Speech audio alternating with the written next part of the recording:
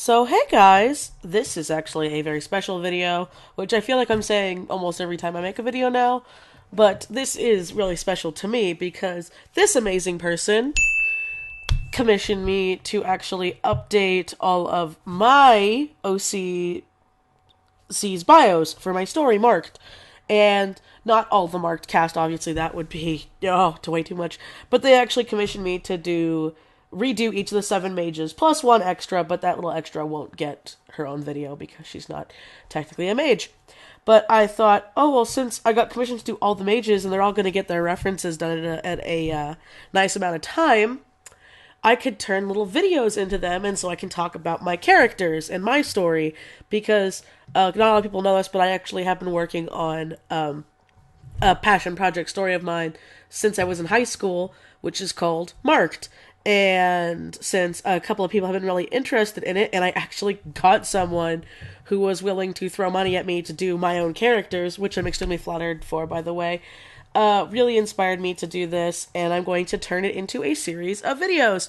So, I originally had a series I was going to do that wasn't anything like this, but since this commissioner actually paid me to draw my own characters for my own story, I'm extremely flattered by it, and so I thought, oh, okay, I'll turn each of the 7 into their each individual video, which will be up once a month for 7 months. Now, obviously, I'm going to finish the bios beforehand, so if you want to see the finished bios and info about my characters, check out my DeviantArt, check out my Tumblr. I don't really put them on Fur Affinity because they're not furries, kind of self-explanatory, but yeah, so the artwork of these characters will be done, obviously, before all the videos go up, but I'll have a video talking about each character throughout, and since this is the first one that got commissioned, I thought, why not start with Adrian, which is really, really funny, because Adrian is actually, when I was creating Marked, professionally, was actually the last mage that I came up with for the 7.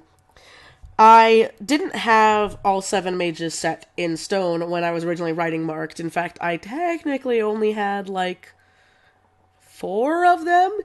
And then I always told people how there were always 7, but I could never think of the other 3 designs. And so then time went on, I had some buddies, we were talking things out, and that's how Adrian was born. Now, Adrian's name is Adrian Salgado, and I probably said her last name very terribly, but she is a type of race. She's still human, but in the Marked world, her family and her ethnicity is based more around Mexican Aztec culture. As you can tell from, her outfit, that doesn't match that at all. But it did before she became a mage, because she didn't know she was a mage when she was born. She awakened at 13, like most other mages do, but due to her being the mage of darkness, or shadow, or whatever you want to call it, she was able to hide herself. When Adrian awakened, she awakened at the age of 13. Most Marked mages awaken to their full potential, full power, once they hit the age of 13. And I had it set to where it's down to the exact second that they were born, not like the actual birthday on at midnight or whatever when they turn that. It's when the moment they were born. So it's at different points throughout the day. And once they awaken, that's when their powers fully come forward. All mages are born with a basic power that they can't really control. However, in Adrian's case, it didn't really manifest because she comes from a very large family. They were all a very working class family. And so she never really noticed. None of her family did. And when you're the black mage, that means that you have dark eyes, because each mage is color coordinated and they are obligated. They are born with their colored eyes, and so Adrian's being black. They're not like black bottomless pits. She has pupils. She has highlights and shines, but they are still black. So her family didn't notice anything about it until she awakened, and then shenanigans happened. And once she awakened, she decided to protect her family in a sense, because her awakening actually ended up hurting her family pretty badly. She decided to distance herself from her family and go full into mage culture, mage history, and decided to become an apprentice under the leader of the mages, so to speak, Siren. Siren's bio will be coming later. You'll learn all about her when that comes. But Adrian is technically, at the time of this, in Tetsu's story, because she's a Tetsu's generation of mages. She is the youngest and last born out of all the other 7. The oldest, technically, are Sirin, Ringmaster, Tetsu, Lorelei, Alador, Tybalt, and then Adrian. And Adrian is a part of a little ragtag trio group of mages, which consists of herself, Alador, and Tybalt, which are the youngest mages and also closest in age. And they are the closest mages in age that have been born in many, many, many, many years. Let's just leave it at that without spoiling it. And because of that, they go on all sorts of wacky, fun adventures. And Adrian is trying to control her magic as well as her friends. Another fun fact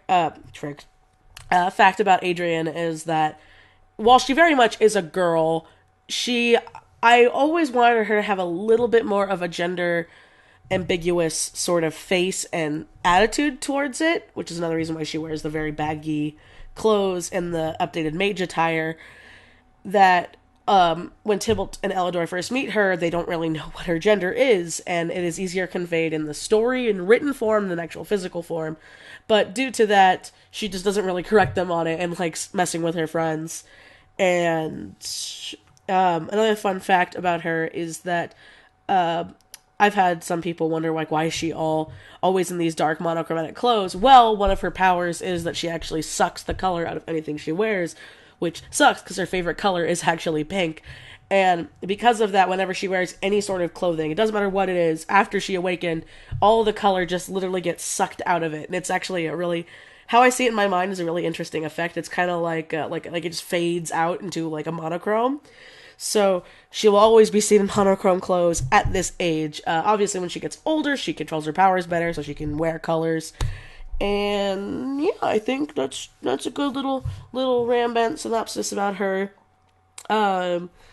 I really love this character. She's really lots of fun to write and draw out, and I'm very happy that I got commissioned to do her and to do all the mages so you guys can learn more about them. And though I do have to say, in the form of the story, Adrian, I guess, is a secondary character. She gets a couple point of view points, but she doesn't have the spotlight shown on her until much, much, much later in the story. And I think that's good. It's not spoilery little tidbits here and there about mages, and I'll let more slip through all the other bios get done. The next one to get done is actually Ringmaster, which I'm pretty sure is going to be a fan favorite. He already is pretty much a fan favorite. But I hope you guys enjoyed this week's video, and if this is your first time, hi, I'm Michelle. I draw things and ramble. I hope you enjoy. And as always, I will see you guys next time. Bye!